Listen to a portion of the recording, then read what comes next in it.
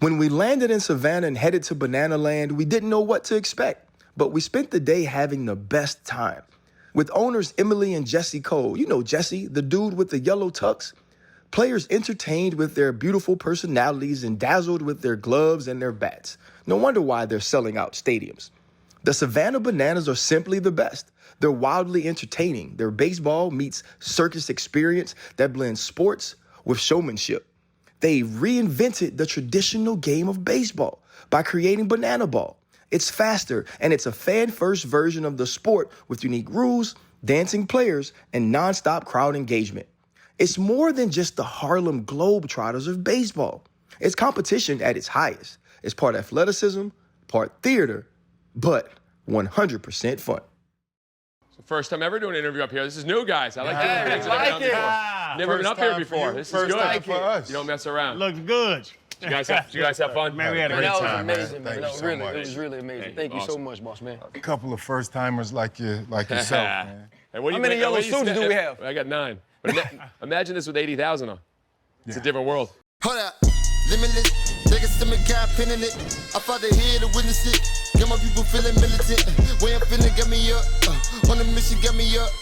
Knowing me, I got the key. Only vision I can trust. Limitless. Take a stomach cap, pinning it. I fought the head to witness it. Get my people feeling militant. Miss Emily Cole and Mr. Jesse Cole, thank you so much for sitting with us on the pivot. The owner of the Savannah Bananas, this is Channing Crowder, this is Fred Taylor, and Ryan Clark, Pivot Fam. Thank you for pivoting with us. The thing I noticed today was this is unlike any sporting event I've ever been to. And that means it's new, it's creative. But when things are new and creative, people don't necessarily believe in it or buy into it. What made you go all in on this idea? It's been a long journey. I mean, when you first start doing something, it's all the origin. For us, it was we were playing the game. All of our guys have played the game, and you have fun playing. And I played and loved playing. But then when you start watching the game, started realizing that it wasn't as fun. It was a little long, it was a little slow, it was a little boring. And that really changed everything for us. And so when we started this, I said, could it be more fun? And we didn't do crazy banana ball in the beginning. I mean, it's been a long journey. At first, it was just, hey, could the players dance a little bit? Could we have grandma beauty pageants at the games? Could we have crazy things like flatulence fun night? I mean, we did a lot of things that didn't work well. But people started saying, hey, this isn't just a baseball game. And I think people need to know, what business are you in, but what business are you really in? We're not in the baseball business. We're in the entertainment business. And it's about bringing joy to people and bringing people together. And so when you understand what you're doing and why you're doing it, it makes it easy to start creating things that are a little different. And so that's been the journey. And luckily, Emily supported it every step of the way and said, we don't have to be like every other baseball team. Why don't we try something different? Jazz, Emily, what kind of stress, because it's hard to start something in 2000, anything. Everything's been thought of. What kind of stress, financial stress, relationship stress did the Savannah Bananas put on y'all's relationship and y'all's, pocketbook, to be honest? Yeah, I love to think back about that time when we started because we were just so blindly optimistic. Looking back, I'm like, how did we do it? We did. We overdrafted our accounts and we were sleeping on an airbed and times were tough. But in the moment, we were so passionate about this project and we were young and we didn't have our kids yet. We had just gotten married, so that's not normally the way newlyweds start out, but we were so into this idea that as much as the stress was there in the outside world, it was him and I. We were doing walks every morning and walks every night, and we just stayed committed to it. And so thankfully that got us through. Anytime on the airbed, did y'all look over at each other like, hey, let's open a restaurant? Well, let's be honest. The time that the cockroach landed on me, that we started screaming, I mean, we were sleeping in our socks. I mean, it was gross. You don't sleep in your socks. You got to be a little crazy to sleep in your socks. All right, let's be honest, guys. I mean, it was so bad. I mean, we were grocery shopping with just $30 a week. That's all we had for 42 meals. I mean, we were 7 figures in debt. And we weren't telling anybody that at the point because we were like, we're going to do this and, being very positive. But we knew the truth. Yeah. And it was brutal. But we knew we just had to get to that first game. And we always say, get to that next at bat, get to that next opportunity. And we just had to get to that game because no one had seen it. So you can be talk all you want until they see it. And they had to experience it. And so that's what we had to get to. And we just believed that once they saw, our banana nanas dancing, and they saw the banana baby, and they saw the players dancing, and they saw players delivering roses to little girls, that they would say this is unlike anything else, and it just took time. Certainly unlike anything else. And it seems that you guys didn't flinch when you were trying to figure out if you really wanted to do this. My question to you, though, is what advice would you give other entrepreneurs who are looking to build a brand that breaks all of the rules? Because this is like nothing else that we've seen before. Well, the starting point is put yourself in your customer's shoes. So many people start a business because they have dreams of what they want to do, but not what's best for their customers. You know, we have big dreams, but it all started with our customers. The name of the company is Fans First Entertainment. Everything we do, every decision we make, we ask, is it fans first? So we built this with that vision. So the question is, when anyone wants to start something, is like, oh, here's an opportunity. I can make a lot of money here. Oh, I could do this, I could sell this. Or is it, wait, there's a friction point, there is a frustration point for customers right now in this industry, in this field, and I can make it better for them because I believe in it. If that's the case, you can be very successful because you're doing it for the right reason. You're not just doing it to make money. I have no idea what's in our bank account. We don't know. We're so focused on just creating a better experience every day. And so that's the heart of it. It's the why. And our purpose was we wanted to bring people together, bring joy, and create something that we would love.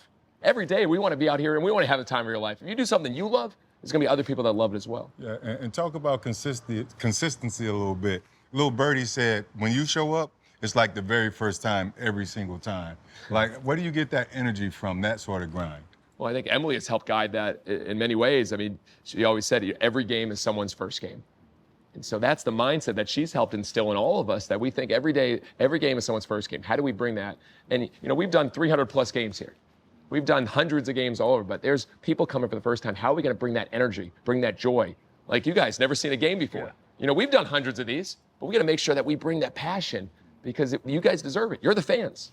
That's what we think about. You know, Emily, I like to peep everything and sort of, we don't get to go to these events as fans. This is one of the very few we got an opportunity to do that. We got to meet so many people. We also got to meet foster families. And I know you guys through Bananas Fosters so into those families, but not only do you do that, that's where your heart is inside your home as well. When you're running a business and you guys have a very young Maverick as a young son, what makes you have the conversation that we're doing all of these things, but our heart is helping someone who doesn't have a home full of love? You know, foster care and adoption, it's one of those things that once you start studying and you learn about the statistics, it's just something that you can't become blind to. And so early on in our marriage, it was something that we had discussed. How are we going to grow our family? And we were fortunate to have a son, but there were other ways that we could help children. And so we didn't set out necessarily to adopt kids, but we knew that there were kids out there who needed a safe place to land. And so that's what got us into foster care. I would open up our home and bring in as many children as we could, but Jesse wisely taught me that we can't bring all of the children into our home. But while we were growing our family, the Bananas platform was growing. And so we were able to use the platform for the Bananas to do good and reach more foster children. And so, yeah, right now there are 400,000 children in the United States without a permanent home. And we are fortunate and responsible enough to have a platform. So, you know, we have to use that responsibility to get the word out. And so foster care and adoption, it is close to our hearts. There are a lot of great causes out there, but because it's something near and dear to our heart, now everybody in the organization is invested in it. They have watched our little girls come into our home and be with us for 3 years and become the young women that they are, and then get adopted into our home. And so they have hundreds of older brothers and sisters now. And for everybody in our organization now to get a front row seat to what foster care and adoption can be, now we get to go on the road and we get to celebrate those families. And it's just become a huge part of the culture here and something that we're extremely proud of. Jesse, for you are a doer, right? You're a believer. You don't seem like yeah, you don't really seem like the type of guy that wants to say no or accepts no. And when you guys decided that you would be a foster family, you had to say no very early to a child that they wanted to place with you. How difficult was that? I think every decision is weighed on so many things. And for us, family, and I think, I don't want to say protecting our family, but making sure that we can take care of our family the best we can, and also if there's a child coming into our home, can we give them the best? Can we be there? And for us, with our schedule traveling and moving around, you know, those no's that we've had to say, it was like, we can't be our best for that child at the point. You know, understand, what are your non-negotiables? And I think we're still learning those every day, but it's family and our 3 kids right now. And how do we make sure now we're homeschooling, they're traveling around the country with us, and we're gonna make sure that we can give them the best life and also try to keep opening our doors for more kids to be able to come in. And we've said yes to a lot more in respite over the last few years and continue to do it, even though it's crazy. I mean, we're running all over the world with this as this growing business and our 3 kids, but we think if there's an opportunity that we can take care of them, we'll say yes. Man, that's awesome, man. And that philanthropic thought, that philanthropic heart that y'all have, my man Jake gave me his goal back, and he actually won the game today. Yeah. He's a stud. He's a stud. He can hit, Yeah. but you're giving those players a second chance at playing baseball. Like you said, you play, you're giving those guys a second chance. The player acquisition, but knowing guys, hearing their stories. I was talking to Emily earlier about it's not just about batting average. It's about the person. Oh, yeah. It's about who they are, their philanthropic side of wanting to go give a kid flowers. They had a donut giveaway. I don't know why the hell the donuts were being given out, but The donut hitter struck out. The donut hitter strikes out. Everyone gets donuts. everybody gets donuts. But the players, we're sitting there talking to them, and the players were excited to give out donuts. They were like, okay, it's donut time. And I'm sitting in the dugout like, what is donut time? So even that with like the player acquisition and the human beings of y'all being so philanthropic, does it cross over? Because business and personal is supposed to be separated. Yeah. It's singular purpose. Yeah. You know, if they're good people, if they understand what fans first is about, you know, it's we over me. If someone goes over 3, it's not about that. It's about, did you go create a great moment for a kid, a fan? Because after the game, all these people that come in from all over the country, bucket list trips, they're not paying attention to maybe you struck out or you made an error. They want to meet you and see you and interact with you. And are you willing to get down on their level, get down to a knee? Are you willing to give a hug? Are you willing to sign an autograph and do a TikTok dance? Those moments are much bigger than anything they can do on the field. And because these guys understand that, and we talk about it every day, we celebrate after every game what are the fans' first moments of the night. And we're not celebrating you went 3 for 3 with 2 doubles and Jake Skoll won another game because he's one of the best hitters I've ever seen. We'll talk about that to him and separately, but in front of the group, we're talking about those moments. And I think that's what, when you celebrate it, it's the whale done approach. You can keep talking about the great things. That's what you keep seeing more of. That's very important to us. As you continue to grow and scale the business and his team, going from a local team to a national sensation, just touring around everywhere, like what's the end game? Like, what's the perfect vision as you see it? What can you share with us? There's no such thing as an end game. Why would you do anything if you can't create something to really make a lasting impact long before you're gone? For me, you know, I'm not focused, most businesses, they're focused on the next quarter. I'm focused on the next quarter century and beyond. It's a different mindset. You know, I want to see in 100 years, I've learned from Walt Disney. You know, in 1923, when he you know, came up with Mickey, I'm sure he's like, you know, oh, how can we make as much money? He wasn't thinking about that. He saw something that could bring joy and bring people together. In Disneyland, a living, breathing thing. And he said, well, always plus the experience. I've got my inspiration from Disney. And so you think about that. I mean, there's no end game. I mean, we've had investors reach out all the time, but what else would we do? We love this. And we get opportunities to bring people together and do more of it. So, you know, I think, how can we grow this? I believe there's a world in 5-10 years where the first ball a kid picks up is not a basketball, a football, it might be a yellow banana ball. And I think that's crazy, but I think if you continue to show how the game can be fun, and it's not always the serious competitiveness, that it can be fun, but can also have that competitive nature. I mean, you saw the game. I mean, it's intense. They want to win. Yeah. I think that joy, that fun, if we get kids playing all over the world, that'd be amazing. There's 600,000 less kids playing Little League Baseball than were just 5 years ago.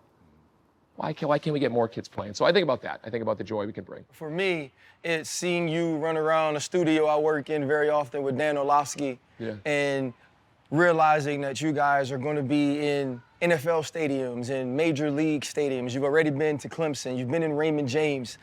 This game continues to grow, not only for you guys, but for the entire world.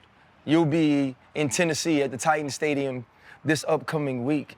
As you've seen this thing grow from 2 people that got, I guess, married on home plate in the rain, as you've seen this thing yes, grow. which is amazing. It's crazy.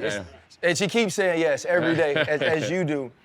For you guys, how great is it to see how far your belief has brought the Savannah Bananas and all that you envision? For us, it's always going to be about the fans. And so, yes, it's amazing to be in those stadiums. It's amazing to be in any stadium. It's amazing for the hundreds of people who go with us. Anytime, any stadium, any venue that we can create fans first moments and bring joy to people, that's what it's all about. You know, it doesn't matter which stadium. It doesn't matter how big.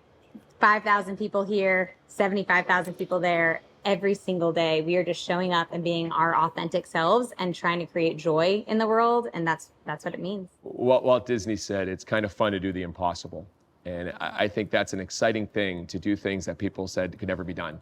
And I hope that it inspires others to not put limitations on themselves. All these players that have played for us, you know, a lot of them, Jake Skoll, first-round pick, a lot of guys, professional players, and then they just get that opportunity, and it was over. You know, even our male cheerleading team, Dad Bod cheerleading squad, the Bananas, the Banana Nanas. None of this existed as an opportunity. They were just line dancing, the Banana Nanas. The Banana Band, you know, they played in high school, they played in college.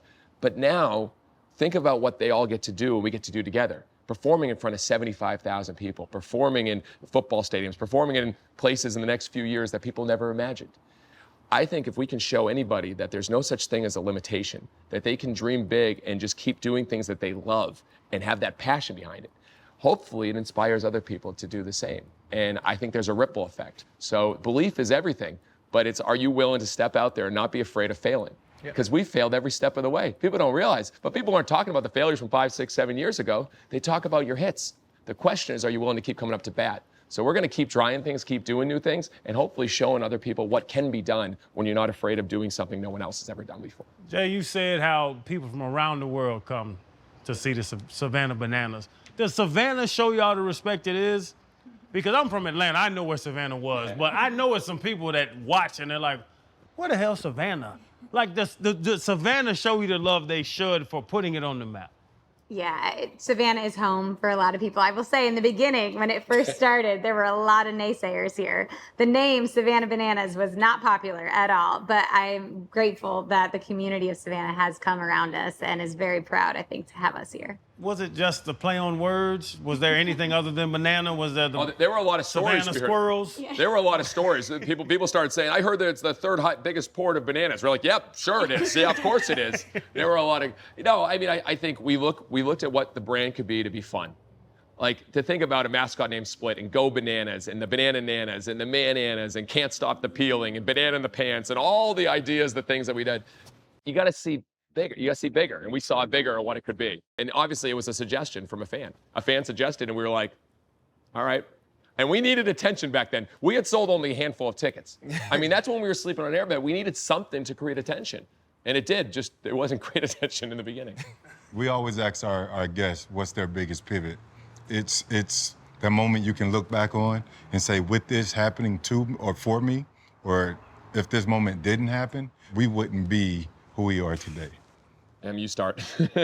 We were just a normal baseball team for the first couple of years. And Jesse and his creative mind and seeing it and timing the games knew that something needed to change fundamentally about the game to keep people interested. And so the game of banana ball was dreamt up and was played behind closed doors and studied and studied. And so I think when we shifted from actual baseball to banana ball, that was our biggest pivot. Because now people look and it's just banana ball.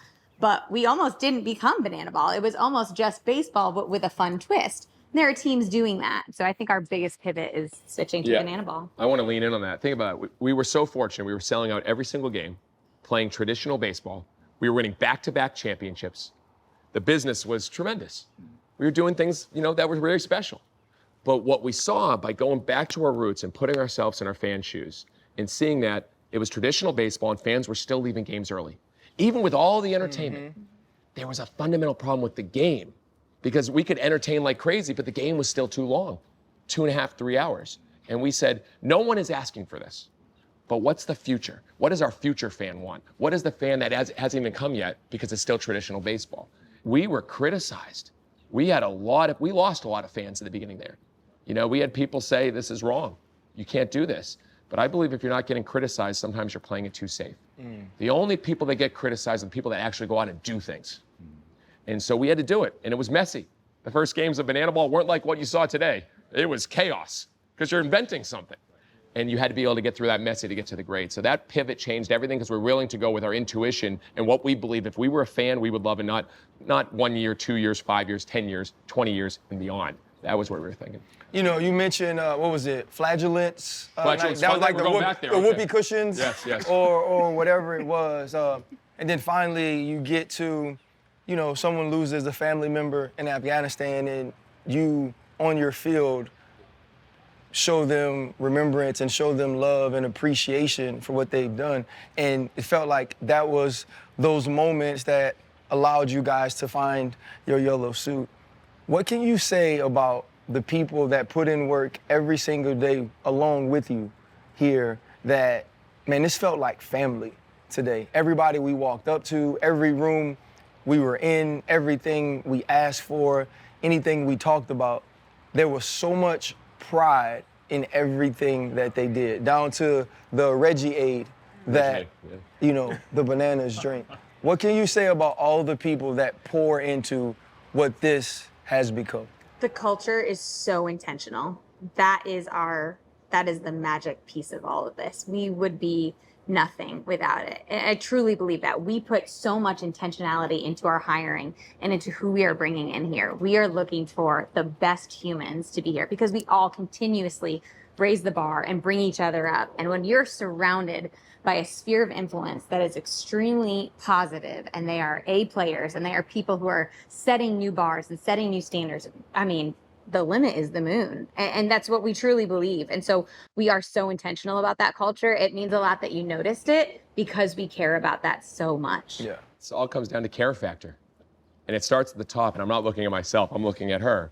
And, you know, the culture that she taught, I mean, she spends hours walking around talking with our people and just talking, making sure she cares for them. But the story that our head coach talks about all the time was 3-4 years ago when we didn't have turf, we had a field with, you know, challenges, let's put it this way. And we had a big championship game, and the grounds crew wasn't able to get out there, and there were literally weeds coming up from the outfield. We had a championship game, and there were weeds coming out, and we couldn't get the grounds crew out there. And our coach turns and sees Emily down on her knees with scissors cutting all the weeds in the outfield for an hour. And there should have been a better way than using scissors, but she was out there for an hour. And that's not her job to go do the weeds, but it is her job. And there's the same reason why myself, her, everyone else, we'll go around the ballpark and we're picking up trash. We're all trash people in this. It's a care factor. And so when you understand that when the people at the top, there's not anything that we haven't done in this organization. When we first started, it was just a few of us, and we did it all. And we weren't great at it, but we gave it our all. That's a catalyst to everyone else, and it's contagious. And when you care, you know, it changes everything. You guys know this. Yeah. If you care more than anyone else, good luck stopping you. Yeah. Because that care factor is going to keep going even when it gets hard. And that's what all our people do. That's why I'm so proud every day to work with them, because I know they're going to care more than anyone else. Yeah, I think that's beautiful. You know, we talked to a coach, and he said to us, you know, people don't care how much you know until they know how much you care. There you go. And that's about them as individuals and also about the thing that you're doing together. This was truly like one of the most amazing sporting events we've been to. Thank you guys also for involving us. You know, that's what made it feel like family. That's what made it feel so welcoming. Best of luck as you continue this tour. I love the fact that we're sort of like colleagues and partners, you know, with ESPN, and the players' competitiveness is what stood out to me today. We're going to talk to Malachi, we're going to talk to KJ, we're going to talk to Brett, and we're going to find out, you know, just what goes into a little bit of the secret sauce of each of these games. Thank you guys so much. Appreciate you guys. Man, Thanks so thank you. much. Yes, sir.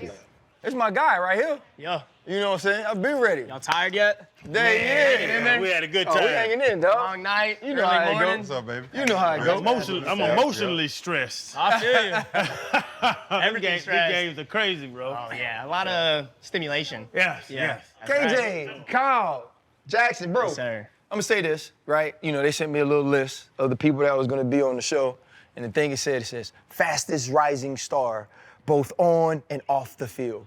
And so, you know me, I was like, well, let me go see. And the first thing I said, I was like, some other F are pretty.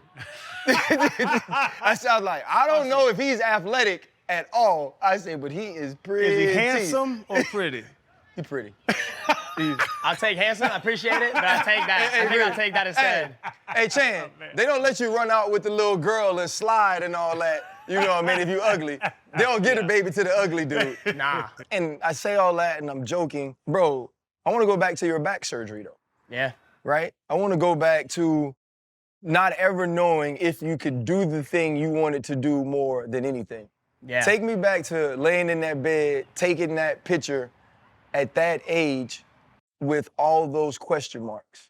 Yeah, so I went to college and I thought I was gonna be a big leaguer. Everyone told me I was gonna be a big leaguer my whole life. All my friends and family, oh, you're going to the MLB, bro. Like my high school friends are literally like protecting me as the guy's going to the MLB. It was weird. And that's what in my mind, that's what I thought I was.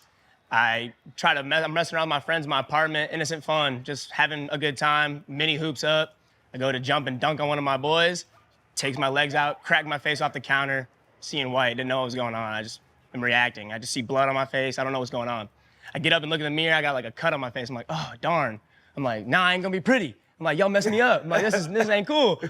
And I'm telling them, I think I need stitches. I go into the hospital. They didn't stitch me up that night. They just had too many COVID patients or whatever. And my back didn't even hurt yet. And that's just my face. I'm like, darn, man, I need stitches. I already know. 25 stitches and glue the next morning. 2 weeks go by. I'm like, man, my back is killing me. I don't know what's going on. I felt my neck crack when it happened. Everything cracked. And about 2 months later, sciatica. My left leg isn't working. My left hip on fire. It's like it's being stabbed every day. Couldn't move, couldn't sleep, couldn't stand. 3-4 months in a row, 19 years old, didn't sleep. I was still playing my season. My coach is telling me, you gotta be third baseman, you gotta bat leadoff, you gotta be the captain. Like, you have all these roles, you have to go to the MLB. Yeah. And I'm like, I can't walk. I can't even tie my shoes. And I'm still trying to play for him. I go to dive, make a unathletic play, slide, felt a rupture, everything, couldn't move. My teammate lifts me up, walk off the field, and I tell him I'm done. I have to be. Like, it's hard to take yourself out of a game as a 19-year-old kid. I'm a kid, I wanna ball out. And I looked him dead in the face and said, I have to be done. Like, I know something's going on. I can just feel it. Can't walk.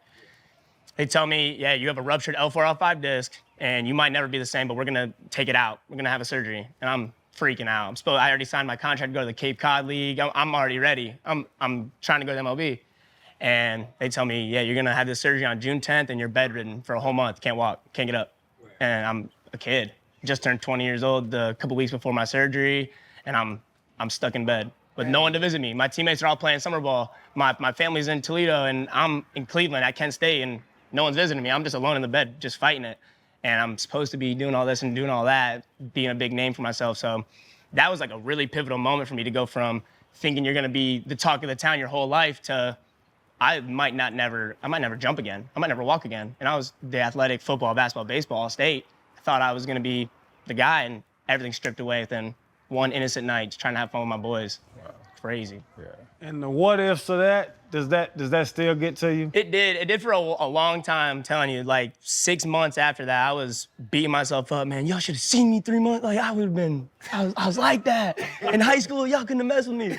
And yeah, it was, what would have happened if that never happened? I'm looking at my friend. We have a video of it all happening too, like the injury when it happened. We just propped up my phone and I see my friend take my legs out. He apologized. He's like, if that would have never happened, where would you be right now? And after a long spiritual journey, growing, trying to just be a better person, I realized that my value is never gonna be baseball. My value is never sports.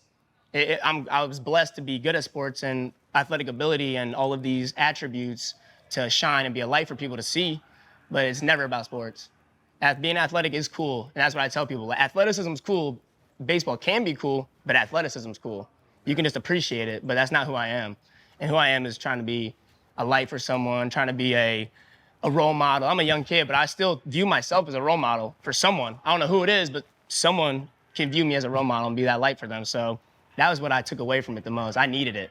I went from thinking I was the top dog to I was humbled immensely, and I needed it, and I loved it. And now looking back, it's the best thing that's happened to me. Yeah, but even in that journey, you lost a lot of yourself physically. Yeah. And your dream on being a Major League Baseball player, but mentally, like how were you able to continue to push forward, right, mentally, and then also how much of a blessing in having this second chance opportunity to play a game you love with the Bananas? Most definitely, and I have to, honestly, I give all the glory to God. My faith has carried me no matter what. But my mom and my dad, ever since I was a little kid, my two brothers, we are the most tight-knit, the Jackson 5. The Jackson 5 doesn't mess around. That's hard. They got my back more than anything. Even if I got a a C on a test, my dad, you get an A on the next one. I guarantee it. If I do something bad, I strike out to end the game, my mom's like, I bet you hit a home run tomorrow. No matter what happened, bad, good, whatever, they were telling me something good's gonna happen to you because that's what they believed, and that's what I started to believe. Something bad happens to me, something's gonna open up. It has to, because that's just how I've always been driven and raised, and my family, I can't thank them enough, really. Bro, I'm sitting there, right? You know, we became fast friends today. You know, our competitive natures are very similar. Oh, yeah. You know what I mean? You was next to me during the Rose flick, right? We felt some type of way. I'm not the Bachelor, so keep the roses away. That's what I tell them. Keep it away from me. Hey, honestly, you might be one day, Phil. That'd be awesome. That'd be cool. Yeah. You Right might- now, I'm staying here, but doors You open. might be the Bachelor one day. That'd be cool. You know, for you, though, that competitive spirit never leaves. Yeah. And, you know, being here with the Savannah Bananas, having an opportunity to compete, and there's all the entertainment pieces of it, but talk just about the competition.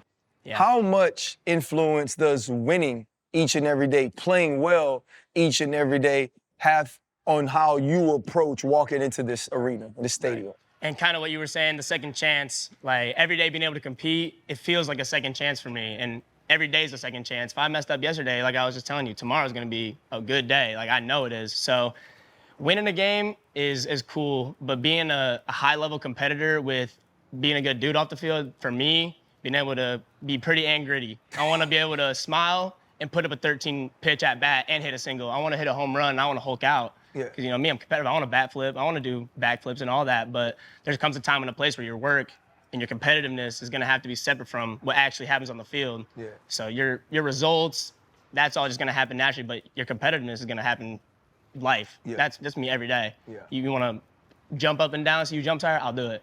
Like, and I'm going to try and win. That's just how I am. Even if I lose, I'll be like, all right, we're running back right now. Right. Until you get tired, and then I'm going to win. Yeah. You know, it's like, this is how I was raised. My older brother, Army, wrestler, little brother, catcher in baseball. We all three went to play college sports, and there's no other way that it was going to happen. Like, all three of us, the most competitive dudes ever. Right. And now it's being around competitive dudes every day, and you see a dude hit a home run then dance. I'm like, that makes me feel a type of way. I'm like, I don't really like it, but I do it. And so it's like you have to be okay with it because I'm going to do it to you. Right. And so it's just a give and take. And being competitive is super cool. I'm telling you, like, it's so fun to go out there and be a dog. Right. But you have to be able to smile too. You got to be able to have that balance of you can Hulk out, let's go, but you also got to be. It's just results don't matter. Smile, breathe, relax, be cool to the fans, be engaging, put on a good show, but go win. We got a chance to see you put on the show today. Not quite the show we had hoped for, because you had some alarm clock issues. Being young and dumb. Come on. Come on, man. We got to get you out there. I What's know. up with that, baby? Honestly, no excuse. I went in, I told everyone locker, my bad. I walked in, I was like, I'm so sorry, y'all. I messed up. And honestly, that hasn't happened to me since my freshman year of college. And my coach in college, he would have, get out. See you never. Right.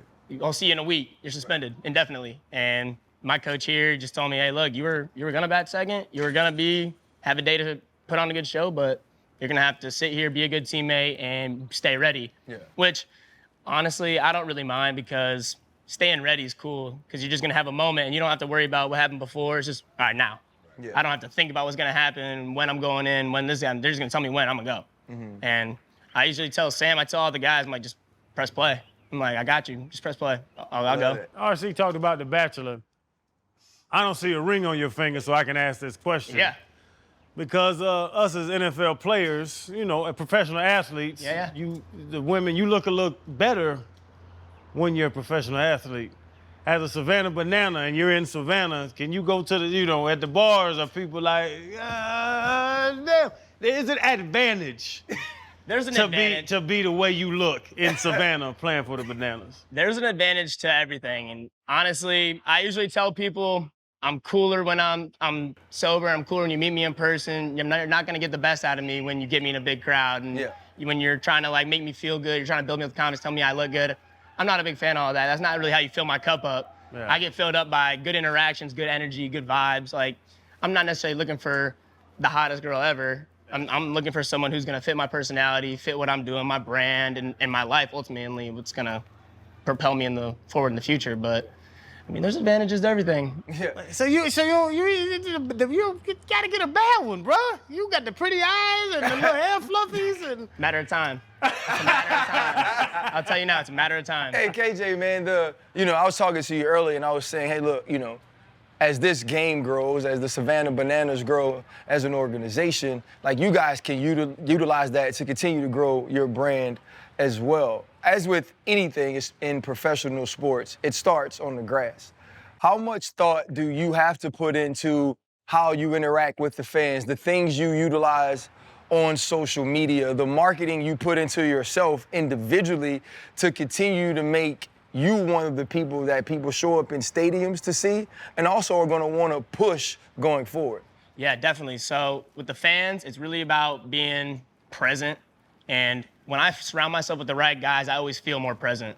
When I'm around guys who aren't making me feel great, they're making me feel negative energy, I just don't normally feel as good around the crowd. So surrounding myself with the right people is number one. And number two is always sleeping good. I miss my alarm clock. That happens. But sleeping good, eating good, and staying hydrated. Like, if you don't have those things going on, you're not going to look good. You're going to be flushed out. You're going to look tired. And you're not going to be as into it. And so taking care of yourself physically and mentally, surrounding yourself with the right people is going to be what helps me with the fans. Honestly, I've been great with people my whole life, honestly. Like, I've been the guy who's the loudest in the room. I'm always talking to somebody. 100 people, I'm going to have 100 friends. Maybe not, but I'm going to try. And with these people, they're only expecting what they see on social media. All my thought that goes into social media is more typically for what do they want to see? What do people like? What do they not like? And how am I going to utilize that on the field? And so a lot of people, like you said, like they think I'm pretty and they like to talk about the looks. And so before the games, they announce me as pretty and gritty because, yeah, it's about being pretty, but gritty is, grit. We all played sports. Like, if you want to get down, let's get down. I'm like, okay. Like, I'll go 15 pitches with you and I'm going to get a hit. And I'll slide head first into first base, which no one does, but that's just how I was raised. Gritty, I'm going to get there. I'm trying to get to the bag. I'm trying to beat you there. And the crowd loves to see the authenticity of myself, I think. Personally, that's what they value most about me because I'm young. I chose to do this. I had a lot of injuries that led me here, so the MLB wasn't really in my mind, but out of college, I knew what my plan was. I wanted to go be a Savannah Banana. I wanted to get into the organization, and I wanted to see what it's about. I already knew the culture. I already knew all that. I've been a fan for years.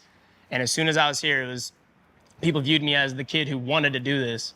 They saw me as the 22-year-old who wanted to be here. Not that you failed and got to this point. You weren't cut from your pro league and had to come here as a second option. Like, this was my first option. I wanted to do this. And so all the guys are looking at me like, wow, you're 22. Why'd you choose this? All the friends are like, why'd you choose this? I'm like, well, look at me. What do you mean? I'm like, we're talking right now. This is why I did it. This is why I chose it. I get to go put on a show and then talk to up to 1,000 people a day. If I even change the lives of 3 of those people, which is a small percentage, I'm balling. That's awesome, man. And they call me pretty and gritty too. That was before you. No, they don't. They don't call him that. You've actually never been called pretty in your life by anyone but yourself. Exactly. Like, there's never been. Like, How do you know what I go through daily? Because I do. Because I'm with you. The lady at the hotel called me pretty and gritty yesterday. She did not. She did not. She said something. She mumbled something. I thought You gonna lie to me? This is the first time we met him and you lying. Listen. Oh, I dropped my bat. Hey, But I got something for you, though. what you got? Something I got you. Got you something, little Man, look at there. My dog. bling. Yeah. Appreciate you, baby. I know I We got on put. top. Oh, he's stretching. Now I got you. Yeah. I got Big you. old Hey, head. it stretches. We on top. Hey, but I was gonna ask you because about this, it's sports and the sport of it is what surprised me today. It's so y'all can ball. Oh, yeah. You can. You couldn't start, but you got a hit. You went out there. We first pitch swinging. We ain't tripping on none of that. But the entertainment side of it, where RC could tell a safety how to drop back and cover 2, and Fred could tell somebody how to read the backside linebacker and all that stuff. But the entertainment side, you being a natural extrovert, did you have any vets or do you kind of talk to guys? Because I've seen some guys that aren't as outspoken as you, aren't out there dancing as you. Like, is that a part of being a teammate where you'll hit a teammate like, bro, you need to come get this TikTok dance down? Oh, definitely. There's times where I'm bringing people with me, trying to get them to be more outgoing, but there's also times where the best advice comes from the quieter ones, like the dudes who are taking it from a bigger lens, they're viewing things, they're older than me. Like my buddy Prime on the team, for example, he's 10 years older than me. And we hit it off first day. And I was like, how old are you? He's like, I'm 30-something. I was like, 30? I was like, are you serious? I was like, I graduated yesterday. I literally graduated yesterday when I met him. I was like, dude, this is crazy. And we hit it off right away. He's telling me about life, helping me with insurance. He's helping me with my W-2s. I'm like, thank you, I needed this. And so you help me learn a little bit, I'll keep you young, is what I always tell him. Like, you just teach me how to go through life the right way, I'll keep you young. So I love doing it. And so it's very mutual here. Symbiotic relationship. Very symbiotic, yes. Go ahead. So Uncle Freddie, the quiet one, he gonna help you chill like Prime. Don't listen to this uncle. He's the bad uncle. We gotta go to the riverfront together. And Uncle RC, Uncle Ryan, he knows you're pretty. He's a Kappa, so he gonna try and recruit you. But I want to ask you though, how was Unc on the mound dancing today though? What you rate his moves? 10 out of 10. I told him before, I was like, hey, look, we got this. Just confident, come with me. We're going to be all right. Okay. He went up there, front and center. They said you're going to be on the mound with no one else near you. We're on the four corners, he's in the middle. And most people don't do that, by the way. Hey, Jay, did you see that? Did you see that little tight hip? I was in front, but I was turning around. He heard me. I was like, yeah. My dog was making, bro. Chan, you see they didn't ask you. You ain't see your little tight hips? I don't know how you got babies. But I'll tell you what, that is brave because we've had a lot of people come on, a lot of stars, a lot of people who have been in a lot of places, and no one's really willing to dance because dancing is something that's a little vulnerable, a little bit out of the ordinary, especially for the NFL. Like, most guys aren't twerking. I'm gonna be honest. I'm gonna be honest. Me and you both, where he did that, you said, we doing this? You heard me. I looked at, I was like, yeah, for real? I was like, damn, I mean, I gotta do this. Yep. That was the first time I twerked all year. I've been putting it off. I've been holding on. I was like, if you can really dance, I don't need to twerk. You know, if you can dance, why twerk? But he did it. I was like, you gotta do it too, man. He was like, we're together now. I was like, all right. I'm gonna cover my face. 10 out of 10. Good Nah, job. man. That was sweet. But nah, bro, I appreciate you just not only all the conversations the entire day, man, but the energy. And I think the one thing that stands out about what you said was you chose to do this. And I believe because of people like you who have that enthusiasm, who have that love for this, there's gonna be other young men that choose to do it. And that's when this thing truly blows up and becomes something crazy. Totally. Appreciate you, my dog. Appreciate y'all. Yes, sir. And when you blow up now, the unks want the red carpet invite. Oh, you already know. Bachelor, Y'all gonna be with me. Disney star, whatever it is. We'll be together. You walk slow. I only move fast when I need to. You walk slow. We saw that. Oh, yeah. Because you ran away from Channing, because I thought we were supposed to have a little racer We race. can go do it right now. I'm You still hot. definitely The engine vanished. is still I can turning. read it now. Malachi Mitchell, Flash, scared to race Channing Crowder I fear God. after he saw Channing run I fear 278. God. The man up top. I'll race anything. Okay, I'll don't put you in try a me. Lambo. I still probably get you. Man, Malachi Mitchell, man, Yes, sir. Savannah Bananas, thank you for joining us. You know, you're not just the helmet. You're not just the mitts. I told both of these dudes, man, you're a Gainesville guy. Yes, sir. You know what I mean? Talk about being at Gainesville High, playing at FAMU, and now transitioning into doing this and becoming a star and building your brand based off of what you do on this field and what you do entertaining. My path to here was a little bit different than a lot of these guys, and I haven't really shared that story with many people. But I played Gainesville High School. You know, high school season's 25 games. I played JV my freshman year, ended up getting moved up to varsity midway through the year. I didn't play much because of seniors. Get hurt my junior year. I ended up going D1 to go to FAMU. I was still undersized, small, all of that. And my coach told me I needed to be 175 pounds. I graduated at 125 pounds from high school. And he said I needed to be 165 pounds in order to play at FAMU. So I spent my time in the offseason learning how to hit the weight room, learning how to eat, just so I could get up to 165 pounds. Well, my redshirt year was technically like the only year I actually played an entire year. After that, I got hurt every single year. I'm finger, collarbone, broken leg, anything. I didn't ever play a full baseball season unless it was in high school or until I came to the Savannah Bananas. So it was just a little weird. I played 4 years at FAMU, won a championship there in the MEAC in 2019, transferred out the next year, came right down the street here to Savannah State, and COVID hit, so I didn't get to play a full year there. And then I went back to FAM, graduated, didn't play ball that year, and then I came over here to the Savannah Bananas. My travel ball coach tagged me in a tryout on Twitter. And I was just like, you know what? I was trying to do the whole independent ball thing. I was working for $10 an hour at Tijuana Flats. Dang. And it was a tough one. And I just didn't have the money to go to independent ball tryout on my own accord because they're like $2,500, $3,000 just to go and try out. That's not food, that's not hotel, that's nothing. But the Bananas tryout, $25. When you show up, you get your $25 back. And also the first 10 people who showed up end up getting a free hotel room. I was the second person to sign up. So I got a free hotel room for the weekend, $25 back. So I was able to eat while I was there. I ended up making the team. I tried out as a shortstop. They liked me because I was quick and I had hands. And I've been here ever since. I've been here for 5 years since the One City World Tour. Man, that's awesome, man. Yes, sir. Being the purest baseball, I'll say. Yeah. And then coming to this, you got to be an extrovert here. Yes. You really do. You have to be an entertainer 100%. and be able to play baseball. Yes, sir. Have you seen guys struggle? Did you struggle with not just worrying about, batting average, the ERAs, but worrying about, man, I got to learn this damn TikTok dance. Yes. So the One City World Tour, we played 4 games, and I tried out as a shortstop. They picked me up as a shortstop. Before the first game, they called me. I'm on my way from Gainesville. I'm probably 2 hours outside of town. And they were like, hey, Malachi, we had a lot of college guys try out. We don't have no outfielders because, back then with NIL and stuff like that, you couldn't pay college guys to come play. If you pay, your NCAA eligibility was fried. So I was like, dang, you know what? Yeah, I can play center field because I played outfield at FAM for a couple of years. I was like, I'll do it. Those 4 games, all I could worry about was not striking out, getting on base, stealing a base, make sure I catch the ball, this and that. And I played terrible. I think I struck out 3 times. I had 2 hits. It wasn't anything too crazy. It wasn't like, oh, we're going to invite you back, right? That was in March. Come October, I got a phone call like, hey, Malachi, we're going to do a secret tryout. I want you to come play in this breakfast bowl, right? And I had to think about the last 4 games. And I was like, you know what?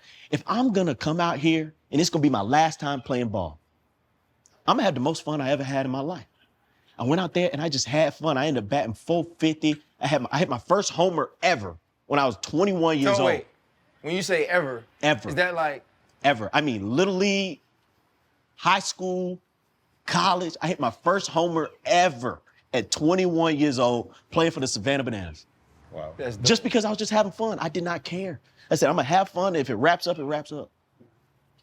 I played so good. It was like, you know what, Malachi, we got to bring you back. You came out here and you whooped up on everybody. We're going to find a position for you. We're going to find a way to have you play. And then we came up with a designated runner position. And I've been ripping bags ever since. Man, I love that. Hey, can you speak to the culture here and the ownership? Because you said you went to try out. Other places, it was over $2,500. But coming here was $25. Yep. And you got your money back when you showed up. And you got an opportunity to get a hotel room. What does that say about the ownership and the culture that they're creating around here? The way I look at it, looking at it now, when I signed up to try out and I knew nothing other than they were a college summer league and that they had fun, looking at it now, they take care of people. It's something that you're born with, you're raised, how to treat people better than the next person, or you don't take away from people and say, hey, I'm going to treat you differently than this person, blah, blah, any of that. It's just like, this person might be going through a hard time. You don't know what people are going through. But I'm going to treat you to the highest of standards, and we're going to take care of you. And that is what when looking back on that time, that's what I see is they were just treating us to the highest of standards, Being here today and thinking about what you guys are embarking on with the big stadiums. You've already played at Clemson. You've played at Raymond James. You guys are going to play in the Tennessee Titans Stadium, Yankee Stadium eventually. You're talking about all of these iconic symbols of places that sporting events have taken place, and you're going to be a part of that. Yes. You're a big part of that, both on the field and also what they do from a branding and marketing standpoint. What has finally getting to this place taught you about persevering through adversity, as you mentioned you faced so many times in your career? I'm going to take you guys back about 6 years. Before I transferred out and I went to Savannah State, before we knew anything about COVID or anything like that, I was hanging out just in school. It was a Friday night. Obviously, we going out, whatever, hanging out with the boys, come home late, go to sleep. It was like mid-morning time. I should have been waking up, but I didn't have nothing to do. It was a Saturday. And I heard my door open, but I'm just laying there with my eyes closed, facing the wall. And I hear it shut, and I hear footsteps walking up to the side of my bed. A hand gets placed on my shoulder and says, don't worry, everything's gonna be all right. In this moment, I don't know what's going on. I'm like, man, I just had some drinks, whatever, maybe I'm tripping. It felt like my mom, right? And it's just, don't worry, everything's gonna be all right. And I didn't want to move, I was terrified. Footsteps walk away, door shuts, nothing. I wake up after that and I'm like, you know what? I don't know what's about to happen, but whatever it is, I need to fight through this and keep it pushing. And I end up going to Savannah State, COVID happens, all this stuff. I go back to fam, and I'm just like, what's next for me? I don't know what it is. And then this falls in my lap, and I've just been running with it ever since. And all I can tell people whenever they ask me about adversity and things like that, you might not get that hand on your shoulder that tells you to keep pushing. Everything's gonna be all right. But I was blessed enough to have that hand on my shoulder and tell me to keep it pushing. Everything's gonna be all right. So whenever I get the chance, I tell people, Man, keep it pushing. Everything's gonna be all right. And how do you stay in it? Like physically, mentally, you know, with everything that goes on with it all, how do you like stay engaged? It's the fans. I come from FAMU. We max play in front of 40 people. When I was a kid, I dreamed of playing in these sold out stadiums under the lights. When I looked at myself, my jersey didn't have a name on it, didn't have anything. It was just, I was on a baseball field, sold out, kids screaming names, and I'm signing every autograph there is. Because when I went to baseball games, baseball's majority white sport. When I'm sitting here and I'm yelling for, you know, a big leaguer, hey, can you sign this for me? Can you sign this for me? I went to 3 baseball games, I never left with an autograph. They never touched my heart. They said, look, man, keep playing ball. I like your necklace. You got nice shoes. So I make sure that when a kid comes up to me, they ask for my autograph, I sign that autograph. I have an intentionality with them, and they leave with a smile on their face, and that's what pushes me through every single day. It's just being able to put a smile on somebody's face or a kid's face, you know? Because I would say it's an alternative path. Yes. What was it like with your family, with your parents, with, you know, your boys when you did it right? High school, D1, okay, transfer, whatever it is. Yeah. Hey, I'm about to go play for the Savannah Bananas. Yes. Like, what was that? What was that like? What were the conversations with your circle of influence? Yes. With this decision? With some of my boys, after the One City World Tour, because I'm going to start at the end of this when I got a lot of backlash from my boys, and then I'll get to my dad. A lot of these guys, when I went back to fam, they were still playing, and they were just looking at my videos like, oh, this is a little bit of a clown show, blah, blah, blah, blah, blah. Are you having fun? Or $100 a game ain't that much, blah, blah, blah, blah, blah. I don't think I could do it. I don't think I could do it, all the dancing and stuff. And I was just like, you know what, man? I don't really care because I'm having fun. It's hard to stop doing something when you're having fun, you know? And then when it comes to my dad was a little skeptical about it. When I first started playing, he was just like, you know what? If they're gonna have cameras on you all the time, you know, at least you can do is show off your speed, show you can catch it, show you can run, you know, show you can hit. Do that. Let's take the videos. Let's keep putting it out online and see what we can make out of it. But he wasn't real bought in on the entertainment aspect. He came to the second game, and we ended up going into showdowns, and he was sitting down the third base line up in the top with my mom and my grandma. I didn't get to hear this, but my mom told me after the fact, I was the showdown fielder. Ball goes out to left field. I chase it down, throw the guy out at home. After the game, my mom tells me she ain't never seen my dad scream like that, ever. And he was bought in from that moment, where it was just like, you know what? That was entertaining. My boy can fly, my boy can run. He threw this dude out at home. I'm bought in. He's been bought in ever since. So they just got to see it, man. They just got to see it. Is that for you to have such an accomplished father, to have a father that's an Olympian, Dennis Mitchell? And I know even with my dad who played college ball, I always wanted him to be proud of me. I always wanted him to enjoy it. I always wanted to hear him say, I love the way you play this game. I love the effort you put into it.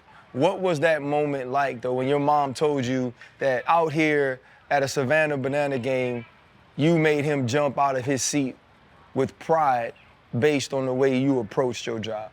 It was the best feeling ever, because my dad being a 3-time Olympian, 2-time world champion in track. He didn't want me to run track because he wanted me to make a name for myself doing something else. So he's the one who put me in T-ball. He was like, you need to do this. So for me to finally be able to make a name for myself and have him jumping out of his seat right there, it was finally like, you know, I was able to give him that moment for his son so that I'm not chasing to follow in his footsteps. Mm-hmm. He has made a name for himself, you know? And that was amazing. Nah, man, you absolutely have, man. And people mess with you about your mitts, yeah, you know, and they mess with you about your helmets. But the one thing is that means they see you. Correct. And that means you're doing something well. And you guys as a group and a family are, man. We're grateful for everything y'all did for us today, though. Thank you, We guys, appreciate you, man. Y'all didn't get the win. That's all right. And I was mad because old boy dumped roses on me. And I'm going to be pissed off about that for a very long time, man. But keep it up, man. Can't wait to see y'all boys in Titan Stadium this weekend. Thank you. I hope you guys have fun, man. My man, thank you, fam. Thank you, guys. All right, man, now we sit with Brett Helton, man. He old party animal, though. You know what I mean? You guys came here and y'all got the banana shirt on. I had mine on, too. But you know me, I go with the winners sometimes. And so I took it off. Nah, I'm just playing. Brother, first off, man, it was just great to watch the game today. And I think the one thing that stood out to me that's not shown as often, especially mainstream, is the skill level and athletic level of all of the players here. Oh, yeah. You know, you grew up doing everything, right? Football, baseball, hooping, everything, a athletic household. Yeah. Talk a little bit, though, about, like, how difficult at points it was being at Utah and having some thoughts of wanting to quit before you actually got here. It's just life in sports, you know, kind of whatever's thrown at you, those opportunities, you just kind of try and make the best of it. And, you know, sometimes when you're sitting there freshman year and you're playing with a bunch of men every day and you're like, I'm no longer the best dude around anymore and all these studs are around me, you're sitting there like, dang, this is kind of different. You know, the talent level's crazy, everything's hard, school's hard. And like when you get faced with those decisions and, you know, when you knuck up and you realize you're like, all right, I am a stud, this is where I belong, and like this is what I'm gonna do, then, you know, things start to change for you a little bit. But you know, just like you get to the league, you get drafted, you know, if you get punched in the mouth one day, you're like, maybe this ain't for me. Yeah. But then you roll back, you got 5 days to think about it, you get to play again, and now all of a sudden you get that good outing where your confidence is back. All of those things, it's just, it happens when you're young, it happens in high school, it happens in college, and, you know, pro ball and everything like that too. So, you know, now it's kind of funny, the opportunities and the things that we focus on now is so different. And that's why our vibes are so cool all the time. Because you're not worried about waking up and getting cut. You're not worried about your contracts or your career or anything like that. You know, you're here and kind of our careers and our trajectories are kind of on us every day. Yeah. So how much you want to work on your socials, how much you want to work on your game, if you want to think of like something clever, you know, something to give the crowd. So like now our motivation is so much different. You know, it's cool to allow us to flourish every day because you're not waking up, you know, with the weight of the team on your back, with the weight of the city on your back, you know, a family, all those things. So, I mean, the vibe that we got, and you guys saw it, it's just all so positive. Because when we get to come here and kind of be free, and you know, our careers are kind of up to us, and, you know, you're not waiting for a GM to tell you you're not good enough. You're not waiting for some, you know, trade you weren't expecting, none of that stuff. So, I mean, it's really awesome to where, like, we can thrive on each other, and then we have the opportunity to be in front of, you know, thousands of fans and just be like, we'll see how this one goes. When did the Bananas path open for you? Because like Ryan was saying, you were a great athlete. You played ball and you know saying everybody knew you could play ball. But then this was a different path. Like we talked to Emily and Jess earlier, Jay, and we were like no one creates something in the 2000s where they created this. So when this was opened up for you, how different was that? And when was that option in your mind of, damn, Savannah Bananas, I can do this. I'm personable enough. Right. I'm in social. Like, it's so much more just than batting average and being able to run fast. Yeah, and same thing. You don't really know it's meant for you till you get here. So, I mean, I was sitting in pro ball at a career flip because I had gotten cut from the Pirates. You know, I was done. I was going to indie ball, kind of like my last shot to try and get back to the big leagues. You know, you're sitting there and you're in between contracts, and they had just called me out of the blue. And it was brand new. You know, they had just done the 7 City. So, you know, a lot of people had seen some silly stuff. I can't imagine a ton of people had seen it, but I had, being in the baseball world, so it was still foreign to so many. And they had just called me, and I was still so focused on pro ball, you know, stats, being the best. And I was like, I don't think, you know, the silly stuff is for me. I still want to, you know, I'm young. I think I can still make it. And I was done with where I was at in Milwaukee. Baseball was over for me. So I was like, I'm going to go down and see what it is. And when I showed up and we played the first game, just completely hooked. I mean, it was like that. And I hadn't played in front of energy like that in a long time. And you're sitting there, you're like, you know what, that was really fun. We had done a video that went mega viral. And like all of a sudden you kind of look around, you're like, you know, this path might be kind of it. You know, I'm kind of the old head now as far as like, we've got a bunch of young bucks and then me. So it's like getting back to the big leagues, kind of impossible. This is like it's like the Wild West. Anything's possible now. So I was like, you know, as far as tapping into fun and creativity and still having, you know, an athletic competition that still drives you, I was like, this actually might be kind of sick. So they invited me back for the 23 tour. And then it was like, all right, I'm all in. This is it. You know, I think this is special. And, you know, you got to be made for it. And I think, you know, blessed be God that I am, and it worked out perfectly. But they, you know, it's funny. The one thing we're kind of waiting for is when, you know, we get these stars in here and like these studs that played baseball their whole lives. And like, we can actually look at them and be like, you ain't built for it. You know, like it's a special type of person who can be so intentional with the fans and so talented on the field, but then bring all sorts of fun and creativity as well, just for like the show itself. Because I mean, being a showman is pretty amazing. You guys know the hard-nosed dudes who just show up and like they're good because they work. Like there's no funny business. Their focus is crazy. And here it's like that's not what you need. You need to be motivated. You need to be creative. You need to be excited. And like energy is kind of everything. And like hard work doesn't exactly flourish with this type of show that we do. So I mean, we're kind of sitting around with a group of people that are kind of rocking it. And we can look around and we can be selective about who we add to it, because it's like, you know what? If we need these pieces, if we're looking for something, we can, you know, drop it in. But as far as, you know, people just being like, you know, my career's over, I'm going to go do that. It's like, that ain't how it works. It's not open, you know, it's not that type of vibe. And that part's pretty cool, because we definitely, the outside world, including myself, was, you know, that's silly stuff, you know, that'll always be there. But I mean, now we're here now. Sports is a fan-driven business, right? And here is different, because you got that family vibe. You know, you guys having played on higher levels, and now you're here given the opportunity to compete against other guys that have also played on other levels. How do you stay motivated? Like, because competition was the biggest thing that stood out for me here. The fun was the fun, right? But it can overshadow the competition sometimes when you see those viral moments across, you know, social media. But you guys are really out there balling, man. Like, how do you stay motivated knowing that this guy's a dog and you don't want to be embarrassed, but you want to more so do the embarrassing? Yeah, I mean, because we gauge our success on the quality of show and how intentional we were with the fans. So, I mean, winning the game is dope. That's never going to be, like, not one of the biggest drivers for us.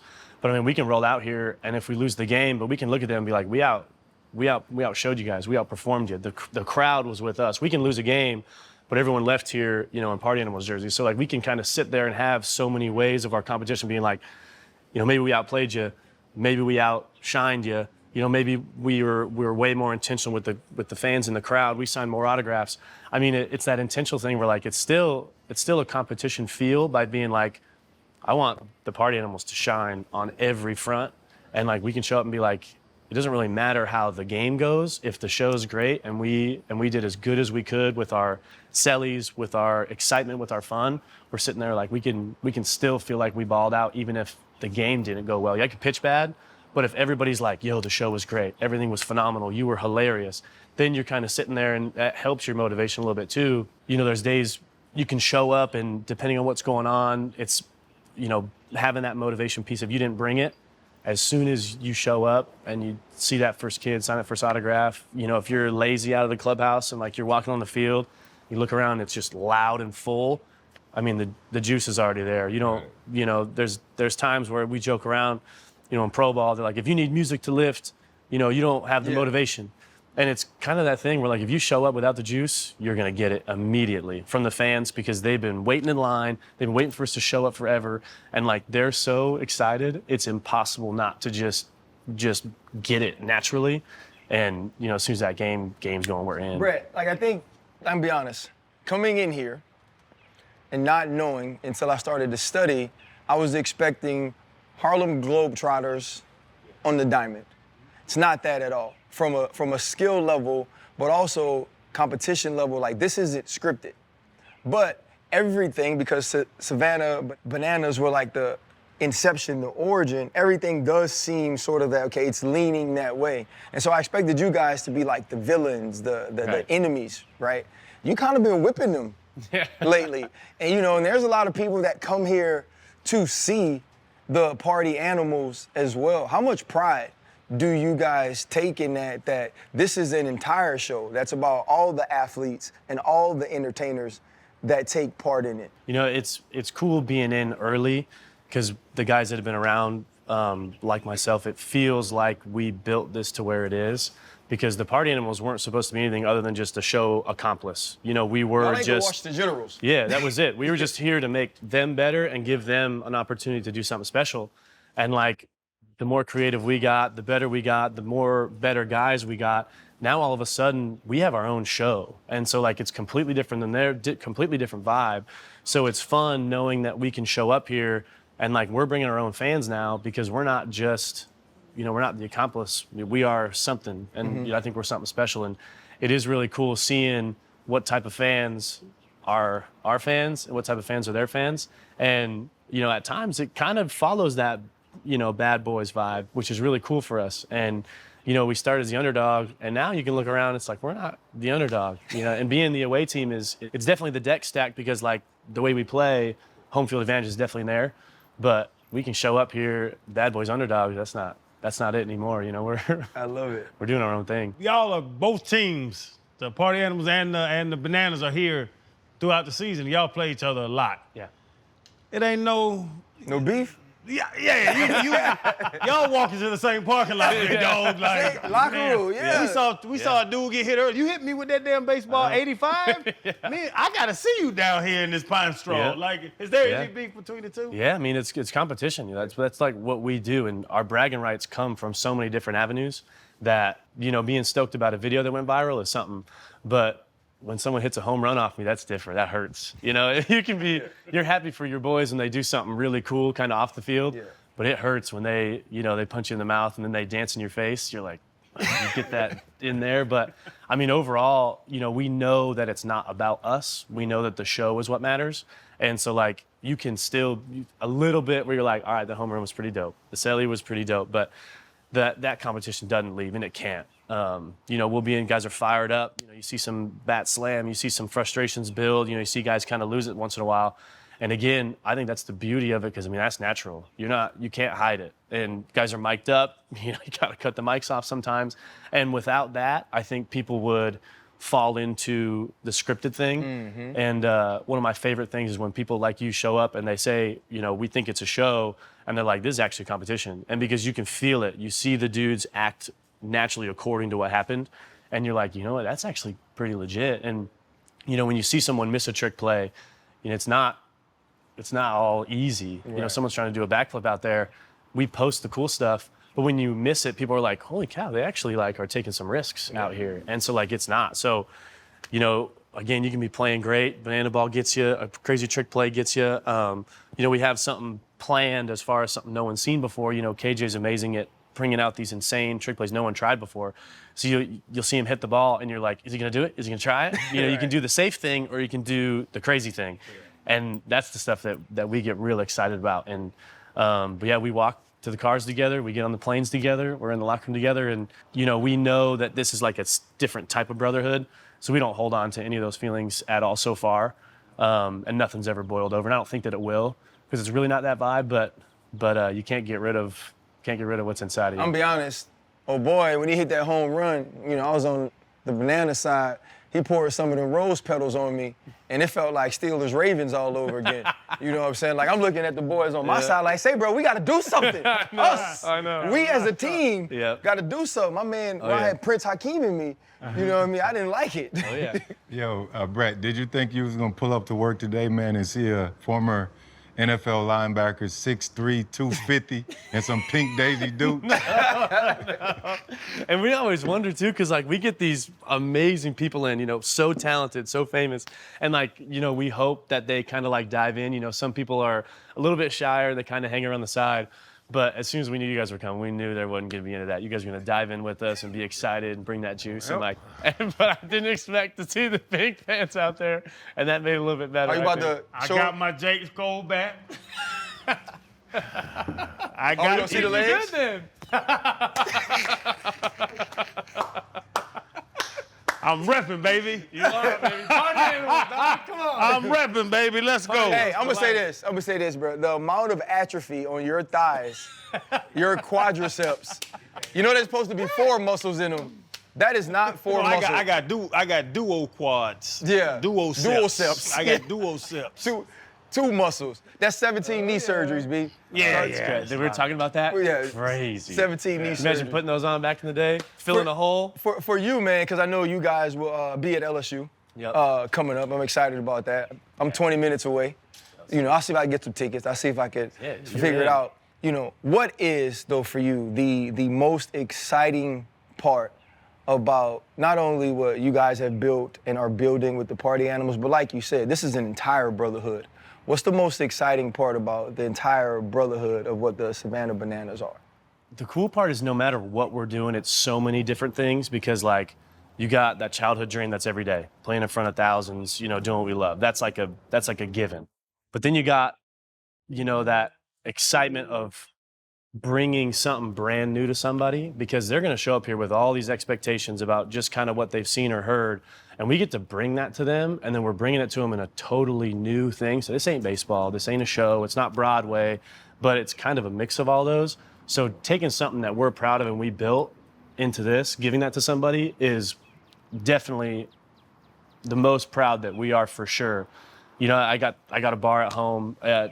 That's a whole business, other life side of me, but I get to share, you know, a place with people. I get to give them drinks, I get to take care of them, make them feel loved.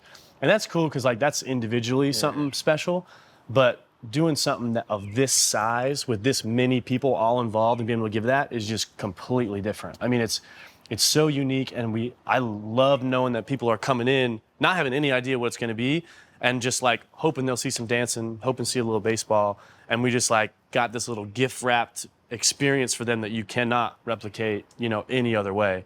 And, you know, my baseball thing that I get to be in stadiums that I never got to play in. So, I mean, there's so many things that all work together for every single road trip. It's like what we're proud of, what we did, my baseball career, you know, I get to network with business, like all those things together every weekend is just like, it's insane. So, I mean, it's not one thing you're always excited about, but definitely the top is sharing Banana Ball with people because it's special. And your baseball career, you can play, bro. You go. To baseball purist, or even guys you played with on the other side, what do you say to them? What were those conversations like when you got into Banana Ball? And when they call you, and then when it blew up, were they like, oh, damn, my bad, bro. Yeah, you straight were up. right. You know, it's like that text, they're like, you're doing that? I'm sitting there and I'm like, wait. I'm like, you got to see it first. Yeah.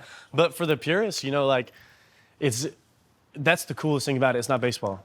You know, somebody's like, oh, they're doing a disservice. It's like, this ain't it. Like, it's totally different, you know? And I can tell them and be like, I want you to see it because you're going to see stuff you've never seen before. You've never seen Mike Trout catch behind the back. You've never seen a backflip catch. You've never seen somebody hit a home run and do 2 flips at second and third, 3 flips at home, boom, lights going. It's one of those things where the best parts about baseball is the things that blow your mind of like what people can do in athletics. And here, it's athletics, it's acrobatics, it's showmanship. And it's like, hey, if you like baseball, you're really, really going to like this. If you've ever been impressed with baseball, you're going to be really impressed with this. So it's one of those things where it's like the purists are awesome. And like, I want them to stay pure. But like, you can have a little side for us. You can have a soft spot for something that's exciting. A little baseball side chick. You know, the straight up. And the best part about it is no matter what they like, they're going to come in here with their heads down being like, yeah, my kids love this. You know, I'm here because my kids freaking love it. And they're like, I didn't want to be here. But then they end up leaving and they're like, all right, that was pretty dope. They're like, those dudes can ball. And like, as soon as you see someone turn on 95, pull side, and you're like, what was that? You know, you see a guy on the mound bringing the heat and he throws like 17 pitches. You're like, nobody does that either. If somebody got 4 pitches in the show, they're something special. I mean, we got guys going up, down, side, left, step back, throwing it upside down. And you're like, throwing 95 is cool, but throwing 17 pitches and being crazy on the mound, that's really cool. Yeah, man, for us too, man, it was the the difference in the rules, right? The parts that make baseball extremely difficult to watch on TV, when you're talking about Major League Ball, you've kind of eliminated those and added some excitement to it. I'd never seen the way a game ends, right? That sort of showdown. Yeah. But the thing that stood out to me was like, nah, this pitcher got to be a dog. The dude at the plate got to understand, nah, like, this is just me and him. And I thought all of that was cool, man. So to see you guys be competitive, to see the type of family you are, but the entertainment side as well, and for you to understand that it's all about the fans, like it's fans first, I think it was beautiful, man. So thank you for your time, bro. Thank you for welcoming us as well, man. It was a great time. No, you guys were incredible. We live for that. And like, worlds collide. You guys, your careers are where they're at. Yeah. And it's perfect because like, this social media thing, you get to share it. It's a networking deal. It's something that like you still get to take what you love and put, you know, your experience, you get to share them. And I mean, having y'all show up and show love is perfect for us. It makes us feel real, makes us feel legitimized, makes us feel all those things that we're striving for. And it's like, hey, we want to be that. We want to be here. We want to share it. We want to be on camera. We want to bring something that you can only see in person just to the world. And like, so I mean, you guys, hats off to y'all. Your careers are amazing. I love seeing all y'all here. And, you know, football household, football first love is like, you know, life keeps on going. Yeah, college, pros, you got after pros, you got families, and like, you can do it all. Yeah. there's nothing holding nobody back. And as the only two people that's ever really held Super Bowl rings, man, we appreciate y'all for coming to our TED Talk. Every time. Every time. Man, pull your pants up. Bro, Man, I had to show off my feet. bro, I'm gonna be honest, dog. You are built like a middle-aged, like, for real. You look I got disgusting. Samuel L. Jackson thighs. Dog. 2 for $4. Yeah, do the group. I guess take a group photo real quick. Yes, sir. And I'm going to train, so you ain't got to spot me. I'm going to beat you straight up. Oh, come on. Oh, that Freddie is T. not going to happen. Freddie T. No, T. that is not going to happen, man. I'm going to need my 90 feet. No, Freddie. You Don't give, go. give me Look. 90, I'm out of there. Don't No, go you ain't 30. got a chance. Go halfway, Freddie T. What Muhammad Ali You go said, 15? Muhammad Ali said, hit the light switch, was in bed for the room got dark. That's me. That's me. You gonna give me 90 or I give you 90. 360? I give you 90. Come get me. I might give you 100. Dang, Chan. Better put them little shorts on. KJ, know you ever seen a Corvette? Yeah. Come on. I run like a Somebody asked me, did Corvette. I stretch? I said, cheetahs don't stretch before they chase gazelle. But you the gazelle. If he's a bachelor, I gotta go on and be like one of the guest talk hosts one time. Be like, yeah, look, bro, we don't really like her like that. She mid. Yeah, she mid. Appreciate y'all, man. Yeah, she mid. Hold up, limitless. Take a stomach, got pinning it. I fought the head to witness it. Got my people feeling militant. Way I'm feeling, got me up. On the mission, got me up. Knowing me, I got the key. On this vision, I can trust. Limitless. Take a stomach, got pinning it. I fought the head to witness it. Got my people feeling militant. Way I'm feeling, got me up.